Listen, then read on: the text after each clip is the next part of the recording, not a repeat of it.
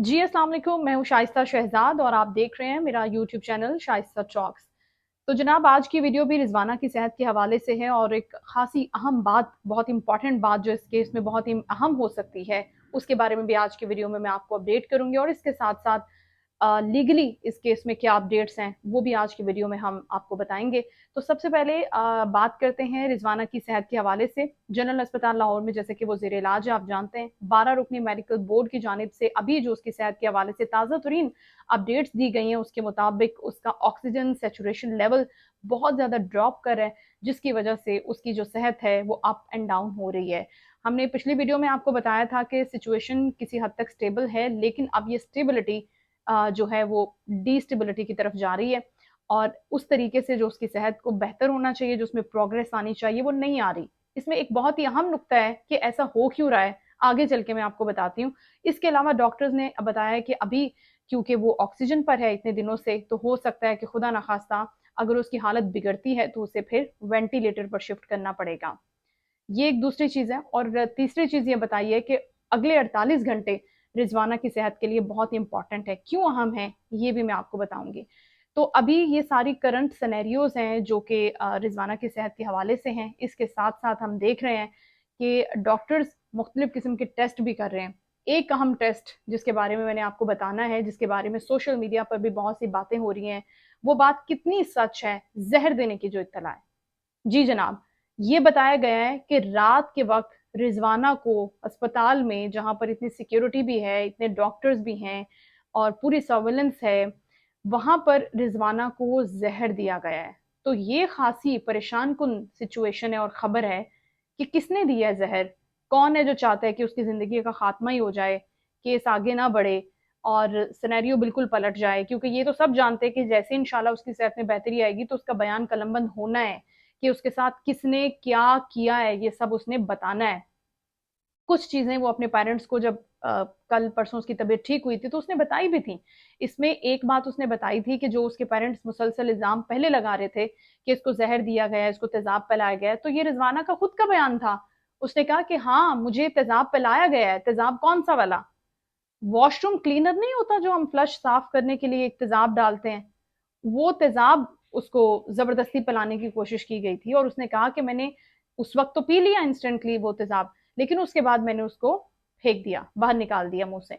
ये रिज़वाना ने खुद ने बताया था, ये उस वक़्त की बात है।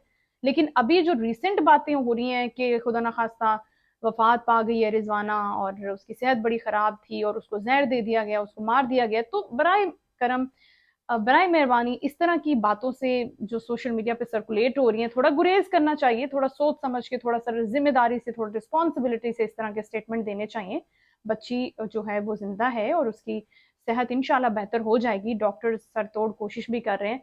तो इस चीज को जांचने के लिए कि ये जो जहर वाली बात है, इसमें कितनी सच्चाई है और क्यों उसकी सेहत सही होने की बजाय ट्रीटमेंट उसको मिल रहे हैं प्रॉपर, तो क्यों उसकी सेहत एकदम से अब डाउन होना शुरू हो गई है? क्यों इतनी फ्लक्चुएशन आ गई है? ऑक्सीजन सैचुरेशन के लेवल में भी क्यों इतनी ज़्यादा फ्लक्चुएशन आ रही है? तो डॉक्टर्स खुद परेशान हैं। इसलिए उन्होंने फॉरेंसिक करवाने का जो एक टेस्ट है वो दे दिया है। अब फॉरेंसिक की रिपोर्ट तकरीबन 3 से 4 दिन में आ जाती है। तो जैसे ही वो रिपोर्ट आ जाएगी तो डेफिनिटली ये सारी की सारी चीज़ें क्लियर हो जाएँगी। फिर उसको किस तरह से ट्रीट करना है, ये आगे बोर्ड फैसला करेगा। तो ये सारी चीज़ें थी रिज़वाना की सेहत के हवाले से। अब हम कुछ बात करते हैं लीगल पॉइंट ऑफ व्यू से। तो रिज़ाना के पेरेंट्स की जानिब से एक दरख्वास्त भी दी गई है सुप्रीम कोर्ट को लाहौर रजिस्ट्री में कि ये जो रिज़वाना के साथ हुआ है इसका खुद नोटिस लें आप। जज साहिबान, मुअज़्ज़ज़ जज साहिबान, इसका खुद नोटिस लें सुप्रीम कोर्ट के कि ये जो इंसानी हकूक की इतनी पामाली की गई है, एक छोटी बच्ची के साथ इतना बेईमाना तशद्दुद, इतना कि उसकी जान लेने की कोशिश कर की किसी ने, तो इस पर बराए करम वो खुद नोटिस लें और खुद इन मुलजिमान की सजा तजवीज़ करें, इनको कटहरे में खड़ा करें, इनको बताएं कि किसी के साथ इतनी ज्यादती करने का क्या अंजाम होता है।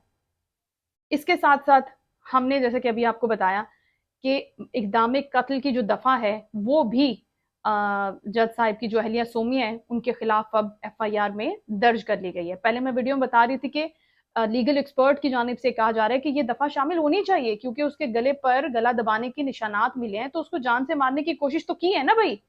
तो अब इसमें इक़दाम कत्ल की दफ़ा एक ऐड कर ली गई है। तो ये डेवलपमेंट हुई है। इसके साथ साथ आज खुद नोटिस केस की डेवलपमेंट हुई है कि वो भी उन्होंने दायर कर दिया दरखास्त के सुप्रीम कोर्ट बराए करम इसका आज खुद नोटिस भी ले।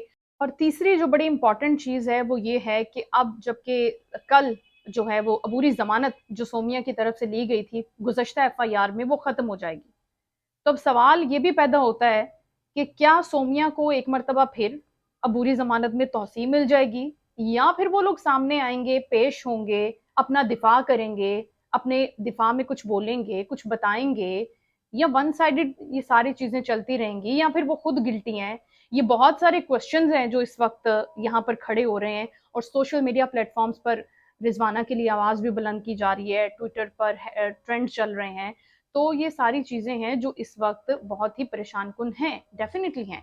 लेकिन अब जबकि उसको जहर देने की कोशिश की गई है, उसको मारने की कोशिश की गई है और ये खबरें फैलानी शुरू कर दी हैं, जी बच्ची की जान चली गई है, बच्ची मर गई है, तो खुदारा ये ना करें, जुल्म ना करें किसी के ऊपर। एक फैमिली जो ऑलरेडी परेशान है उसको मजीद परेशान ना करें और इस तरह की अफवाहें ना फैलाई जाएं सोशल मीडिया के ऊपर। तो जनाब ये थी अब तक की रिजवाना की सेहत के हवाले से और इस पूरे केस के हवाले से अपडेट्स जो मैंने आपको बताई। आने वाली वीडियोस में इंशाल्लाह इसके हवाले से मजीद भी अपडेट्स आप तक पहुंचाती रहूंगी। वीडियो देखने का बहुत शुक्रिया, अपना ख्याल रखिएगा, अल्लाह हाफिज।